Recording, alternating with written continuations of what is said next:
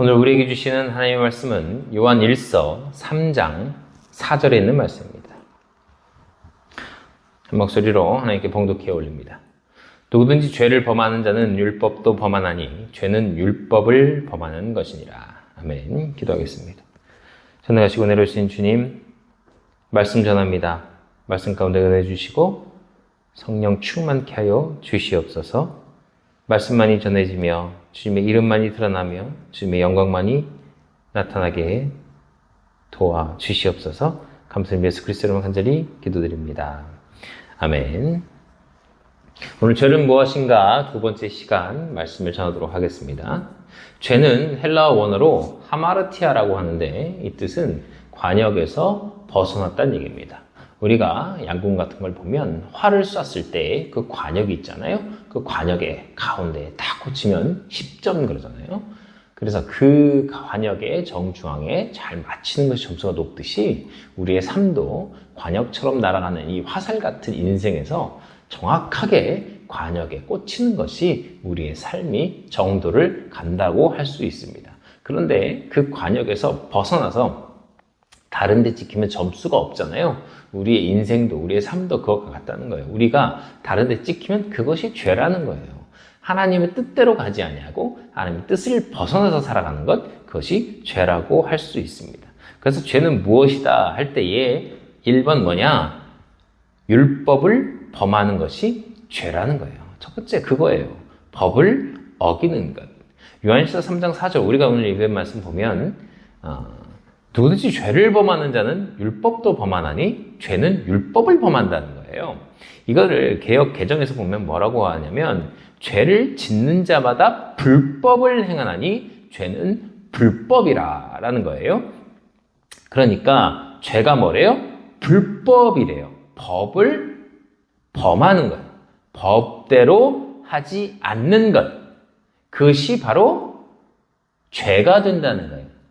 우리가 그 정해진 법에 대해서 위반했을 때 그것을 죄라고 한다는 거예요. 불법을 행하는 것이 죄라는 거예요.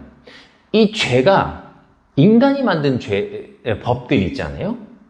우리나라 같은 경우는 국회가 입법부인데 그 입법부에서 만든 법 또는 헌법, 그 헌법을 위반한 걸 위헌, 그리고 법을 위반한 걸 위법 해가지고 위헌, 위법하다라는 이런 식으로 얘기를 한단 말이에요. 그런데 그것은 하나님의 법과는 조금 별개죠. 왜냐하면 어떤 나라든지 간에 자기들만의 헌법이 있는 것이고 자기들만의 법이 있기 때문에 그 나라에 가면 그 나라의 법을 지키는 거예요. 그러니까 우리나라에서는 위법인데 그 나라에서는 위법이 아닐 수 있는 것이고 그 나라에서는 위법인데 우리나라에서는 위법이 아닐 수가 있게 된다는 거죠. 또 그 법의 경중도 다르죠. 뭐 사람을 죽이는 죄와 길거리 가다가 뭐 침을 뱉거나 신호를 위반하는 것도 같은 위법이죠. 근데 그 위법이 경중에 따라서 그 처벌이 달라지게 되는 거죠. 그런데 우리가 인생을 살면서 짓는 죄들이 많이 있는데 우리는 그 인간이 만든 그 죄의 그 영향을 받는 것은 다른 나라를 가면 다른 법에 접촉을 받기 때문에 뭐 싱가포르 같은 나라를 가면 뭐 껌을 뱉는 것도 그걸 중하게 판단을 하기도 하고 또 태국 같은 나라에서는 뭐 대마초 같은 거를 합법화되어 있어서 거기서는 이제 펴도 되는데 근데 우리나라 사람이 거기 가서 피면 또 안 되게 되는 것처럼 어떻게 여러 가지 법의 저촉을 받는 것이 상황마다 다르고 나라마다 다르고 또 미국 같은 경우는 주마다 다르기도 하고 뭐 그렇기 때문에 우리는 인간이 만든 법에 대한 저촉은 어디에 속하냐, 내가 속한 어딘가에 있느냐에 따라 달라지지만 우리가 믿는 자로서 이 죄를 이야기할 때에 우리는 어느 법에 저촉이 됐냐? 바로 성령의 법에 저촉이 된다는 거예요. 그 성령의 법이 뭐냐? 하나님께서 정하신 율법인데 그 율법의 완성을 이루신 예수 그리스도께서 우리에게 주어주신 법이 바로 우리가 지켜야 할 성령의 법이라는 거예요. 예를 들어서 우리가 사람을 미워하는 마음을 품는 것이 인간이 만든 법에서는 죄가 아니죠. 그렇잖아요. 누군가를 미워하는 것, 누군가를 욕하는 것, 물론 명예훼손이 될 수도 있겠지만 혼자서 미워하고 혼자서 욕하는 건 죄가 아니란 말이에요. 그런데 예수님께서는 그것도 죄라고 말씀하셨어요. 형제를 미워하고 형제에게 나가라 하는 자, 바보다 하는 자, 멍청이다 하는 자, 욕하는 자, 그가 지옥불에 떨어질 수 있다는 거예요. 그러니까 우리에게 주신 법은 뭐예요? 하나님께 주신 법, 예수님께서 우리에게 주신 법 뭐예요? 사랑이에요. 사랑. 사랑하지 않는 것도 죄예요. 우리가 우리나라 헌법이나 우리나라 법에서 형사법에서 누군가를 사랑하지 않는 것이 죄입니다라는 말이 있어요? 없어요. 그런데 주님께 주신 우리에게 주신 성령의 법에는 사랑하지 않는 것도 죄가 되는 거예요. 유대인들에게 주셨던 그 하나님의 법과는 지금은 다른 법을 우리는 저촉을 받습니다. 왜? 유대인들은 안식일을 범하면 죄가 됐고 또 할례를 하지 않으면 죄가 되었는데 지금 우리는 할례를 하지 않거나 안식일을 지키지 않는데도 그것이 죄가 안 되는 것은 성령의 법. 성령의 법이 우리에게 오셨기 때문에 우리가 성령의 법인 예수 그리스도의 말씀을 지켜야 되는 것이 이제는 우리가 죄를 짓지 않고 법을 어기지 않게 되는 거예요. 우리가 죄를 지면 이 땅에서도 인간이 만든 법에 그 저촉이 되는 일을 했을 때에 우리에게 심판과 벌을 받게 되는 것이 일반적인 죄에 대한 개념이잖아요. 그러니까 누구나 알잖아요. 죄 지으면 감옥에 가든지 아니면 벌금을 내든지 아니면 그거보다 좀 경하면 범칙금을 내든지 이런 것들이 있는데 성경도 이와 맥락을 같이 합니다. 그것은 하나님께서 정하신 법에 대해서 우리가 위반했을 때에 우리를 죄인이다라고 표현하기 때문에 그렇습니다. 그러니까 우리가 육적으로 죄를 짓는 것도 있겠지만 우리는 그것을 차원을 초월해서 영적인 죄를 짓는 것도 그것을 죄인이다라고 얘기하는 거예요. 그래서 믿는 우리가 항상 나와서 주님 옆에 나는 죄인입니다. 나는 죄인입니다. 라고 하면서 우는데 일주일 동안 만약에 살면서 정말 우리나라에서 말하는 이 땅에서 말하는 죄는 하나도 안 졌어. 신호위반도 안 했고 침도 안 뱉고 정말 깨끗하게 살았어. 욕도 안 하고 정말 깨끗하게 살았음에도 불구하고 우리가 나와서 또 눈물로 기도하잖아요. 주님 용서하여 주시옵소서. 용서하여 주시옵소서. 왜? 기도를 쉬는 죄를 범했을 때도 그렇게 안 되겠죠. 주님을 찾지 아니하고 주님을 만나지 아니하는 삶을 살았습니다 라는 것도 우리가 죄라고 여기기 때문에 그것을 나는 죄인입니다 하면서 눈물로 회개할 수도 있게 된다는 거죠. 그러니까 우리가 이 죄는 무엇인가 할 때에 일반적으로 우리가 여기는 죄와 성령의 법에 저촉이 되는 죄는 차원이 다른 거예요. 차원이. 그렇기 때문에 우리가 어떠한 죄를 짓느냐고 할 때에 하나님 앞에 우리가 죄를 범하는 것이 너무나 고차원적인 죄들이 우리에게 있다는 거예요. 그러면 그렇게 생각할 수 있어요. 너무나 하나님께 정하신 법이 너무나 차원이 높기 때문에 고차원적인 거기 때문에 누군가를 미워하는 것만으로 죄가 되기 때문에 어떤 여인을 보고 음욕을 품는 것도 죄가 되기 때문에 우리가 그 마음까지 아시고 우리의 머리털까지 세심받은 하나님께서 정하신 법이 너무나 높으니까 그 법을 다 지키지 못하는 건 뻔할 뻔자죠. 이 육신의 한계가 있기 때문에. 그래서 피의 공로로 우리를 위해 6월절의 어린 양이 되신 그 예수님의 보혈을 의지하여 회개하면 그 죄를 사해 주신다고 말씀해 주시는 거예요. 그러니까 우리가 너무 차원이 높아요. 그래서 저는 아예 이 죄를 감당하지 못하기 때문에 너무 높은 차원이기 때문에 하나님 안 믿겠습니다. 이러지 않을 수 있는 것은 예수님께서 그 죄를 다 감당하셨기 때문에 그런 거예요. 그래서 그 죄의 값을 주님께서 지셨기 때문에 우리는 그 죄의 값을 받지 아니하는데 그래도 살면서 죄를 짓는다면 여전히 주님의 보혈을 의지하여 그 피의 공로를 의지하여 회개하라는 거예요. 어떻게? 회개 기도함으로써.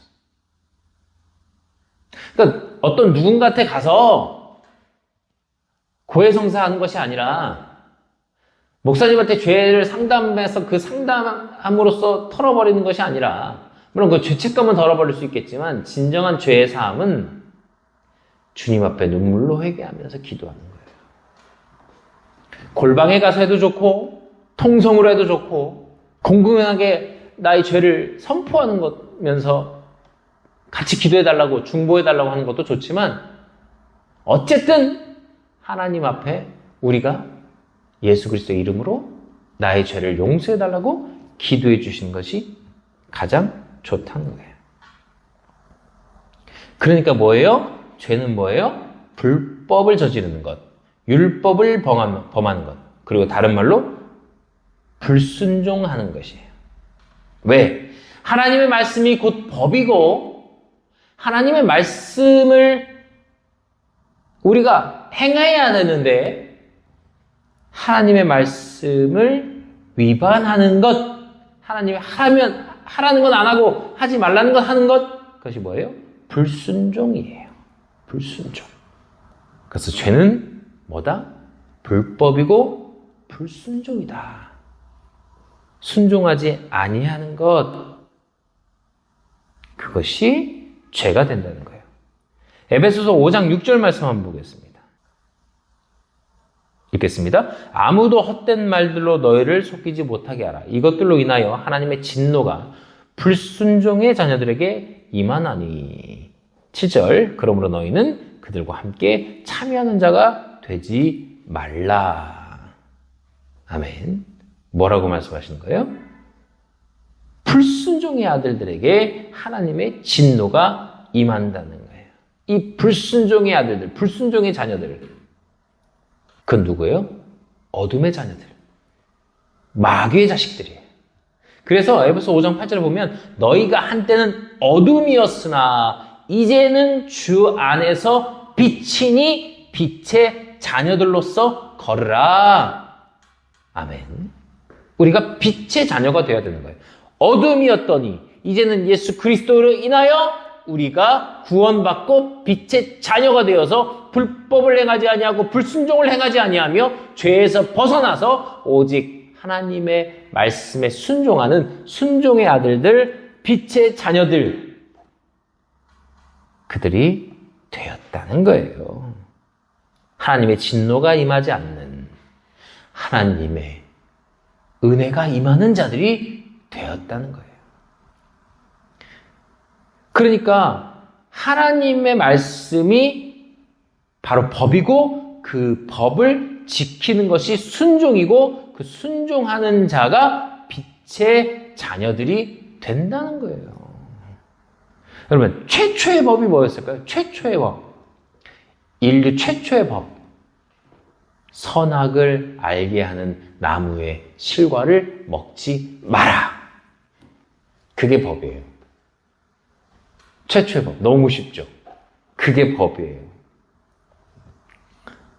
그런데 선악을 알게 하는 나무의 실과를 마귀의 유혹에 의해서 하와가 먹게 되고 아담도 먹게 되죠. 그것을 뭐라고 그래요? 그것을 불순종이라고 합니다. 순종하지 아니하였어요. 그래서 불순종이라는 거예요. 죄는. 그래서 순종하지 아니하였으니까 딱 하나, 법이 딱 하나였어요. 그런데 그것을 지키지 아니하여서 불순종이 돼서 죄인이 되었다라고 이야기하는 겁니다. 로마서 5장 19절 한번 보겠습니다. 로마서 5장 19절 말씀 읽겠습니다. 한 사람의 불순종으로 말미암아 많은 사람이 죄인이 된 것 같이. 아멘. 여기까지 읽을게요. 그 다음 말씀은 이제 여기까지가 지금 불순종에 의한 죄인이 됐다는 거예요. 한 사람이 불순종으로 말미암아 많은 사람이 죄인이 되었다. 누구 얘기하는 거예요? 아담 얘기하는 거예요. 아담이 불순종한 게 뭐예요? 한 사람이 불순종하고 순종하지 아니한 거. 뭐예요 그게? 그게 뭐예요? 선악과를 따먹은 거. 선악을 알게 하는 나무의 실과를 따먹은 것. 그것이 불순종이고 그래서 많은 사람이 죄인이 됐다. 그 많은 사람이 누구예요? 아담의 후손으로, 아담의 혈통으로 태어난 모든 자. 그래서 그것을 원죄다. 오리지널 신이에요. 원죄. 그로 말미암아 이 세상은 이 불순종으로 말미암아 하나님과 인간의 관계가 끊어지게 되는 역사가 여기서부터 일어나는 거예요. 그리고 나중에는 인간들이 살인하지 말라는 죄가 없었어요.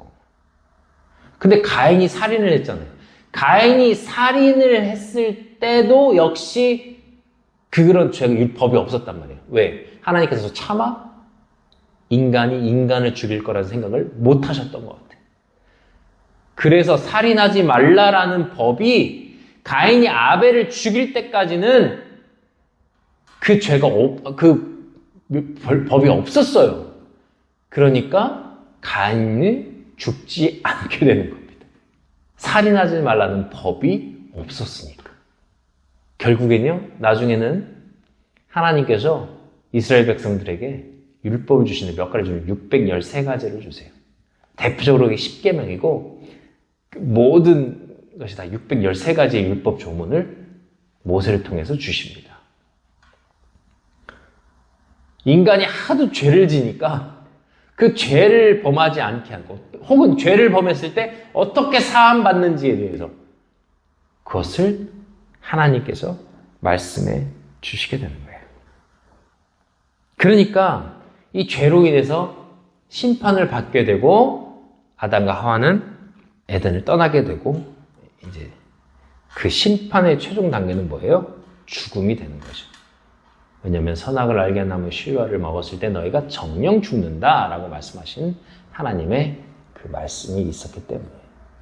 근데 그거보다 더 큰 죄를 저지른 가인은 동생을 죽이는 일을 했지만 하나님께서 누군가를 살해하면, 누군가를 죽이면 그에게 어떻게 하겠다는 법이 없을 때에 가인이 죽였기 때문에 그 이후에는 이제 누군가를 죽이게 되면 그도 똑같이 죽음으로 갚아야 되는. 죄는 죽음이거든요. 죄는 죽음. 물론 살인만 했기 때문에 죽는 것이 아니라 하나님의 법을 지키지 않는 자는 그 죄의 결과를 맞게 되게 되는 것이죠. 그러니까 그 죄의 심판의 결과는 뭐예요? 요한복음 8장 24절 한번 보겠습니다.